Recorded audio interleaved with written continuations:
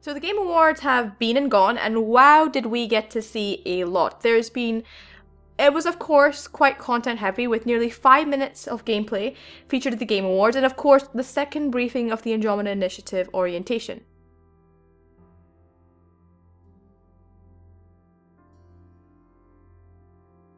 Hi, it's Rima from MEOdyssey, and today I'm bringing you the breakdown of what we noticed on briefing number 2. Now, we're not sure whether this is going to be released before or after the analysis of the gameplay, but we hope you guys enjoy this really quick and casual analysis. So this briefing was mainly about the arcs and specifically about the Nexus, and it was run by Avina, the very same VI that we would run into on the Citadel. It seems like much like how she was in the Citadel, she'll be there as a hologram, kind of there to give us information when we need it. It also states that the Nexus is also based on the Citadel and will be more streamlined and smaller than the Citadel itself. It will act kind of like a hub or, quote, a temporary home once we actually arrive into Andromeda until we can kind of go out further. So it also states that any humans that are not based on the Nexus as engineers or delegation or traders or security will be based on the Hyperion, and it will be, quote, 20,000 strong. The crew of the Hyperion itself will be held in cryostasis utilizing Mass Effect fields, which has kind of now become like the MacGuffin of the Mass Effect universe. It can kind of help us really do anything, which I don't know how I feel about that yet, but we'll kind of see how it works in the story. It should also be stated that one of the pictures that do pop up during the briefings is of another arc, and it seems to be named Percero, which when we googled is Spanish for buddy or friend. However, this could also be a word in any Turian, Asari or Solarian language, considering that they are also the likely people that are going to be on those other arcs. The ships itself will utilize something called an ODSY drive system, and we at MEOdyssey are kind of hoping it's going to be pronounced Odyssey drive, because how cool is that? It's an experimental drive core engine specifically designed for transgalactic travel, and it seems like this new engine will kind of specifically be created to remove the issue of drive discharge that we were also worried about, as well as other systems that will gather hydrogen surrounding the arc to maybe reuse it as fuel.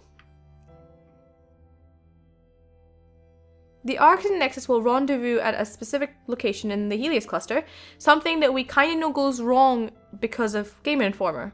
It's also stated that the Nexus, even though in working condition, will then be completed once in Andromeda.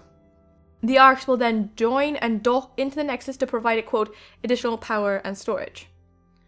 It should also be noted throughout the Nexus that we've noticed, there's the old Archon symbol that used to be part of Archon Pathfinder, which we somehow thought maybe had kind of been abandoned, but it seems to be on the floors and the walls, so maybe this is actually the symbol for the Nexus, which would make sense because it does look like kind of like a Nexus kind of hub symbol. The briefing then goes on to discuss how the crew of the Ark will be revived and then stationed on the Nexus in quarters temporarily, until seemingly, quote, the immigration staff will then help you choose a new homeworld.